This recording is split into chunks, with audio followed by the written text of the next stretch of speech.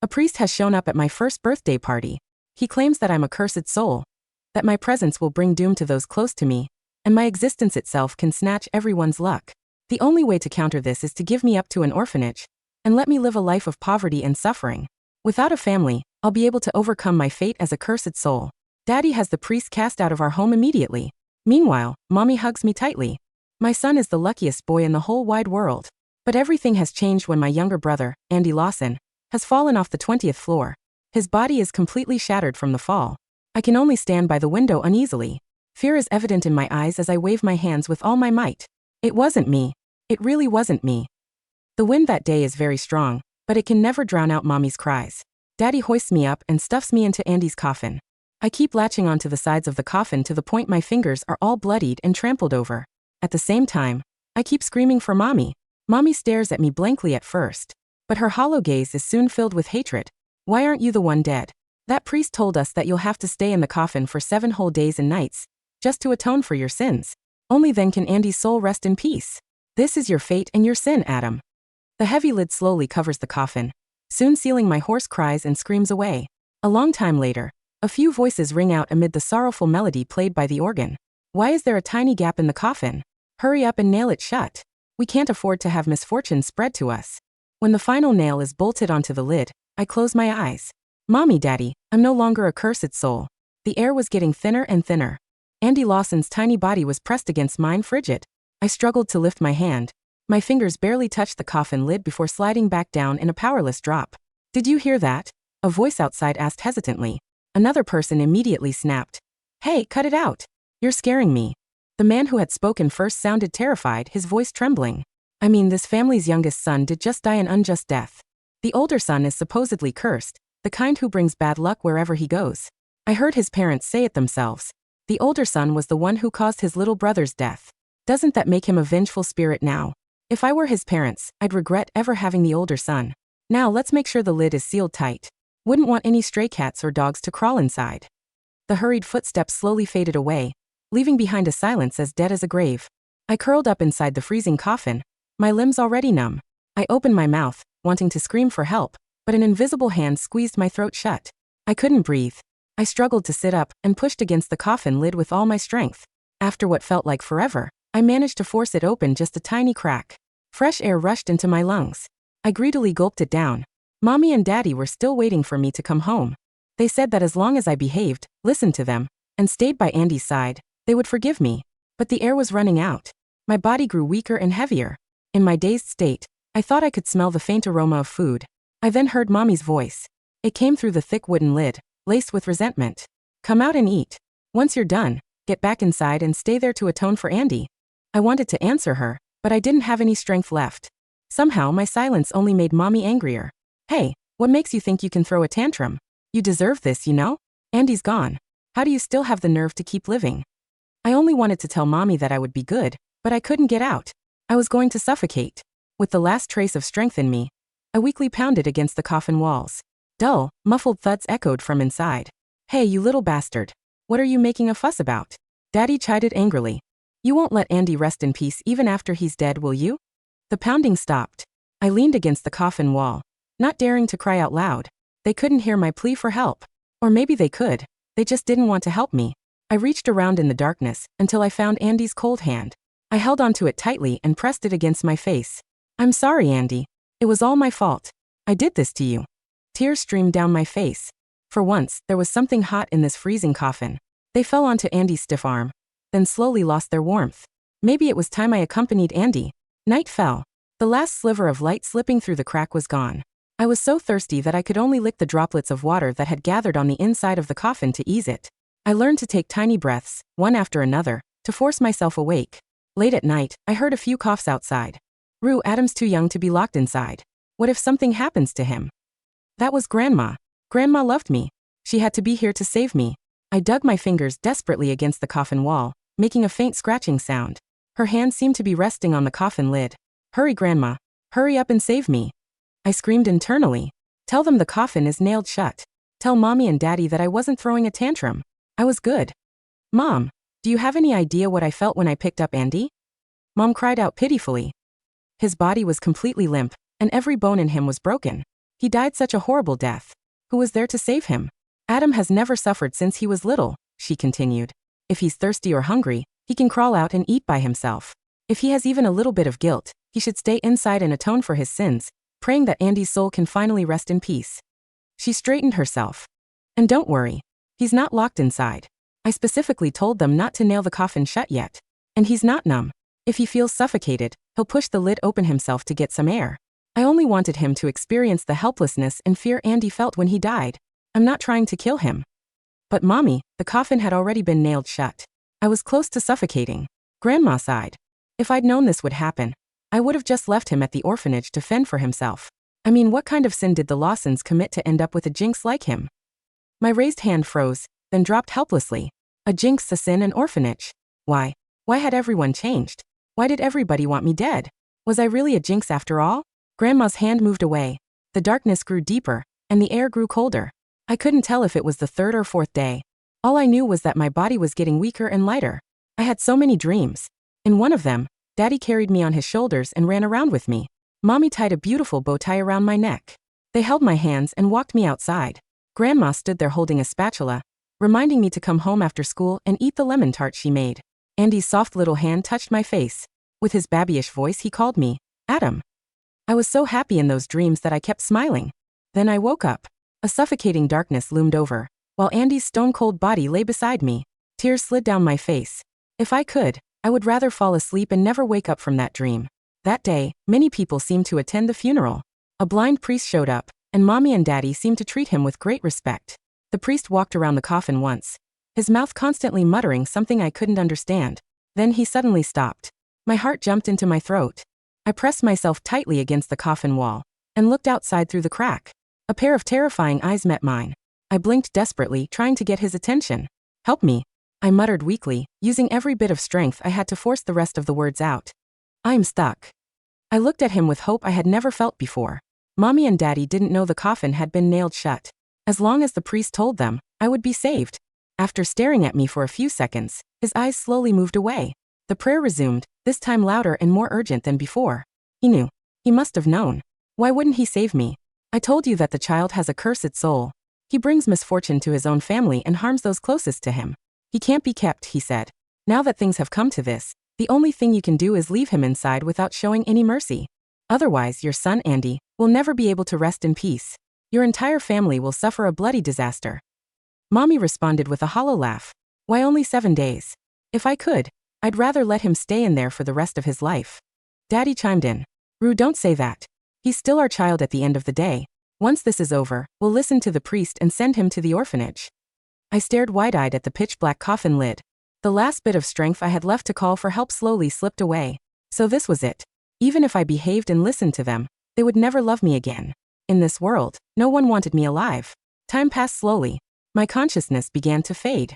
The air inside the coffin had become filthy and stale, filled with the smell of my own waste and the scent of death.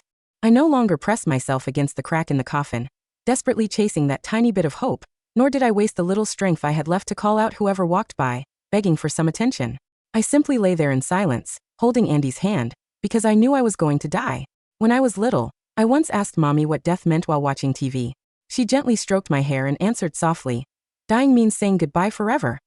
I buried my face in her arms and mumbled like a spoiled child. Then I never want to die. I don't want you to die either, Mommy. But now it was time for me to go. After all, no one in this world welcomed me anymore. Not Daddy, not Mommy, and not Grandma. If my death could make them all happy, I would do it. On the last day, the 7th day of the punishment, Andy was going to be buried. It was loud and lively outside. Organs played, people sobbed, and the whole place was filled with noise. It sounded like everyone was mourning Andy's death and celebrating mine at the same time. I heard Mommy weeping outside. Rest in peace, Andy. In your next life, I'll still be your mommy. What about me, Mommy? When I died, would you be my mommy again? It didn't take long before I got my answer from her own mouth. As for that cursed soul, I hope I never have anything to do with him in this life or any life after. If I hadn't carried him for 9 months, and if it wasn't for propriety, I really, really wish I could. Mommy never finished that sentence, but I already knew what she meant. She wished she could kill me with her own hands. Was that right, Mommy? As my body slowly became weightless, a ray of light shone down on me amid the darkness. It felt oddly warm and gentle. Mommy stood in the glow of the light, waving at me. Come on, Adam. Hurry up or we'll miss your favorite cartoon. Daddy crouched down and patted his shoulder. Come here, Adam. Hop on. I'll give you a piggyback ride home. Grandma carried a basket of vegetables in one hand and held Andy in the other. He waved his little hands excitedly as he looked at me. In his baby voice he kept mumbling, Adam. I couldn't help reaching my hand toward the light. Then, I saw them moving farther away from me. I panicked and ran forward. Wait for me, I screamed. I'm almost there. I'm coming home. A hurried knocking sound interrupted my vision, pulling me back to the cold, dark reality. I struggled to open my eyes. The darkness and suffocating air drowned me, leaving me breathless. It turned out that even death was a luxury I couldn't have. Noisy voices filled the air, and countless footsteps surrounded me. Just when I had fallen into despair, a familiar voice shouted, Adam, are you in there? Answer me. That was Ms. Clark, my teacher. Was she here to save me? I parted my dry lips, trying to answer Ms. Clark, but all I could manage was a faint, broken sound. I heard her voice outside. She was shouting and sobbing. Do you know this is illegal? He's only 10. What did he do to deserve being treated like this? No, Ms. Clark. I killed Andy. I made Mommy and Daddy angry. I did wrong. After a few seconds of silence, Mommy burst into a kind of laughter that was filled with suppressed tears. He was a mistake from the moment he was born. Isn't that enough of a reason? The only thing I regret not doing is getting rid of him when the priest read his fate at his first birthday party. If I had done that, Andy wouldn't have died such a horrible death. I slowly lifted my heavy eyelids. Through my blurred vision, I saw Miss Clark's back.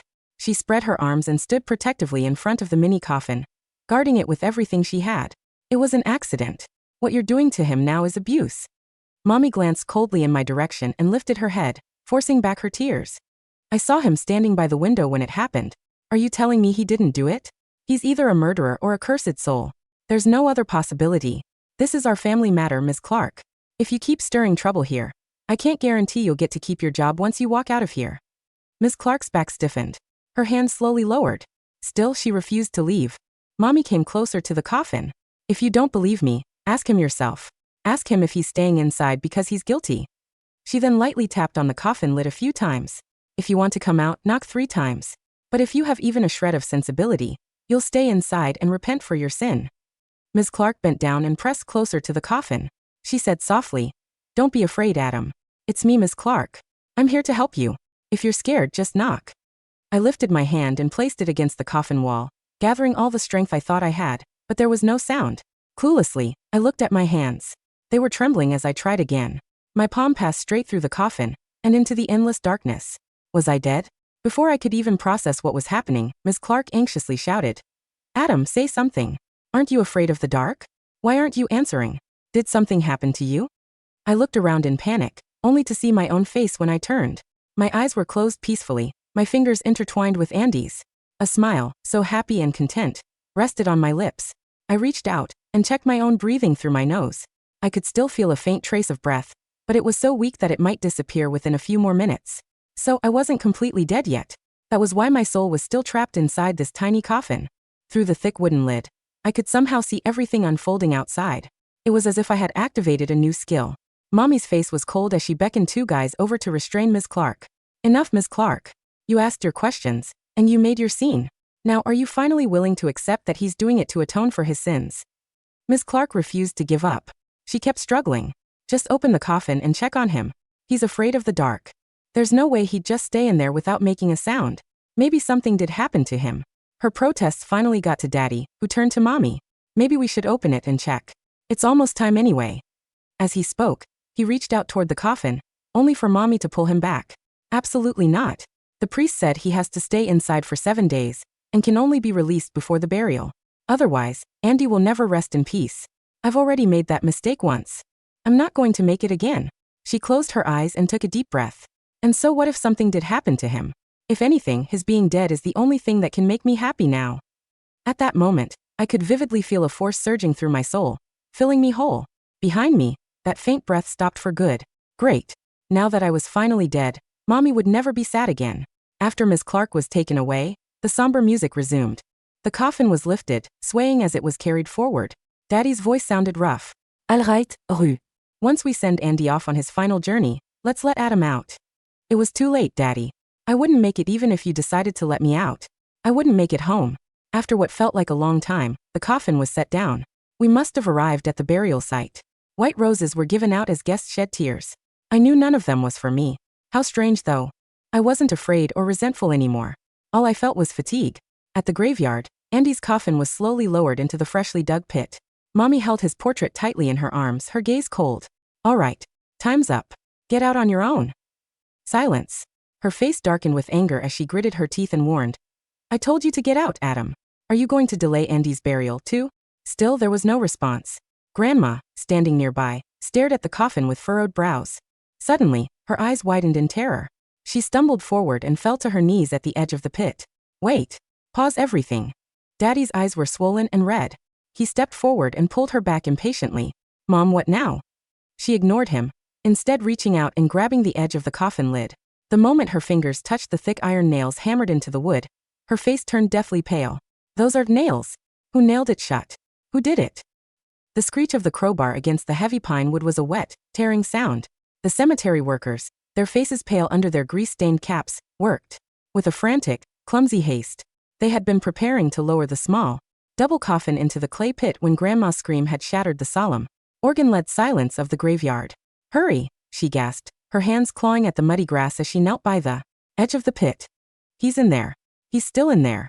Mom, stop it, Mr. Lawson yelled, his hand grabbing her shoulder, trying to drag her back. You're making a scene. The guests, the neighbors there, all watching. Look at the lid, you fool. Grandma shrieked, her voice reaching a high, cracked register that cut through the low murmur of the crowd. Look at the nails. Those are 3-inch iron spikes. They're driven straight through the lead seal. Mr. Lawson froze. He looked down at the pale wood of the lid. Sitting in neat, heavy rows along the perimeter of the coffin were 12 thick, square-headed iron nails. They were not the decorative brass tacks used for children's caskets. They were industrial building nails, their heads raw and gray, hammered flush into the timber until the wood around them had splintered and turned white. Who did this? Mr. Lawson's voice dropped, the anger instantly evaporating, replaced by a sudden, cold hollow. Rue, did you tell the undertakers to nail it? Rue Lawson stood 3 feet away, her arms still cradling Andy's portrait. Her face was perfectly still, her lips dry and white. She looked at the iron nails, and then at the dark, wet clay of the pit. I told them to leave the gap, she whispered, her voice barely carrying over the wind. I told them he needed to breathe.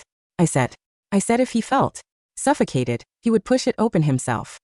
The gap was there on Tuesday, ma'am, the head undertaker said, his voice trembling as he stepped forward, his leather apron smelling of old earth and vinegar. But during the wake on Wednesday night, your brother-in-law, he said. There was a bad smell coming from the room. He said the cursed child was trying to escape. He gave us $50 to seal the lid. He said you had approved it. The crowbar gave a loud, metallic ping. The first iron nail tore free from the pine, bringing a small, raw spiral of wood shaving with it. No, Mr. Lawson whispered, his knees buckling as he took a step back, his hands catching on the wooden frame of the lowering gantry. No. Adam, answer me. He lunged forward, his heavy hands slapping against the wood. Adam, knock. Just knock once. But there was no sound from inside. The second nail came out, then the third, then the fourth. The wood along the seam of the lid was splintered and broken now, showing the dark, gray lead lining beneath. With a final, straining grunt, the 2 workers wedged their crowbars under the head of the casket and pried. The lid gave way with a wet, heavy suction sound. The air that rose from the interior of the coffin was cold, thick, and carried a sharp, suffocating stench of ammonia, copper, and the distinct, sweet rot of a body that had been sealed in darkness for 7 days. The police arrived at the cemetery just as the sun was beginning to set behind the dark pines. The red and blue lights of the cruisers flashed rhythmically across the white marble headstones, turning the wet grass a bruised, shifting purple. The guests had already been escorted out, their black cars lined up along the gravel road, like a row of beetles, but their whispers still seemed to linger in the cold air. I sat on the low stone wall of the cemetery gate, my legs dangling over the grass. I didn't feel cold. I didn't feel the sharp, biting wind that was making the police officers turn up their collars. My body, the small blue-lipped thing that had been lying next to Andy, was currently being lifted onto a stainless steel gurney by 2 men in white overalls. Miss Clark stood near the ambulance, her face pale, her eyes red and swollen as she spoke to a detective with a leather notepad. I told them, she was sobbing, her hands shaking as she held a paper cup of hot water. I went to their house on Thursday. I heard the thumping. I told the mother. I told her the boy was suffocating. She told me it was a family matter. She threatened to have me fired. The detective didn't look up from his notepad. We have her statement, Ms. Clark. The forensic team is already examining the interior of the casket. I walked over to the gurney, my spectral hands reaching out to touch my own cold face. It looked peaceful. My eyes were shut, my lips slightly parted, as if I were about to whisper a secret to Andy. But my fingers, the ones that had been scratching at the pine wood for 3 days, were a ruin. The fingernails had been completely torn away, leaving raw, black-crusted scabs where the flesh had been ground into the lead lining. Spontaneous suffocation due to oxygen depletion, the medical examiner said, wrapping a white plastic sheet over my face. Approximate time of death was Thursday evening. He survived for nearly 48 hours in there, detective. He spent the last 12 hours scratching at the lid. And the mother? The detective asked. She's in the cruiser, the officer said, pointing toward the dark sedan near the gate. She's not speaking. She just keeps holding the little one's portrait. I walked over to the cruiser and looked through the glass window. Rue Lawson sat in the back seat, her face illuminated by the red glow of the dashboard lights. Her eyes were wide, staring blankly at the mesh partition, separating her from the driver. She wasn't crying. Her lips were moving in a silent, rhythmic chant, the same prayer the blind priest had used during the funeral. He was a cursed soul, she whispered to the empty car. The priest said if we let him out, the entire family would suffer. He had to stay inside. He had to stay.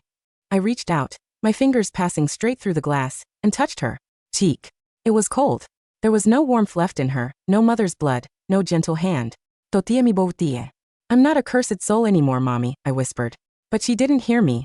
She simply turned her head, her hollow gaze passing straight through my face, and continued her prayer in the dark. The blind priest's house was located on the outskirts of the town, a small, sagging wooden cabin surrounded by high weeds and the rusted remains of old farm machinery. It smelled of dried sage, old tallow, and the distinct, dusty scent of a man who lived in the dark. The police had broken down the door at 8 p.m. They found him sitting in a high-backed wooden chair in the corner of the kitchen, his sightless eyes milky and wide under his white eyebrows. He was wearing his black cassock, his fingers counting the wooden beads of a heavy rosary. They are coming, he said as the detective stepped into the room. The spirits of the house are angry. The jinx has taken his brother, and now he has taken his mother. The jinx is dead, Father, Detective Vance said, his voice flat as he pulled a pair of handcuffs from his belt. He suffocated in a box because you told his family it was his fate. We found the bank registry from 4 years ago. You've been receiving monthly transfers of $300 from the Lawson estate. The priest's fingers paused on the beads. The family paid for the purification of their bloodline. The boy's soul was dark. The boy was 10, you old fraud, Vance said, his grip tightening on the priest's wrists as he pulled them behind his back. And the money wasn't for purification. It was a retainer to make sure you kept telling the mother that her husband's business failures and her own miscarriages were the boy's fault. You built a monster out of their guilt, and now you're going to spend the rest of your life in a cell for it. The priest did not struggle. He let out a low, dry chuckle that sounded like dry leaves scraping across concrete. The mother wanted to believe it, he whispered. If the boy wasn't cursed, then she would have to admit that she was the one who left the window unlocked on the 20th floor. She needed the jinx, detective. She needed him to be the devil, so she could remain the saint. Vance didn't answer.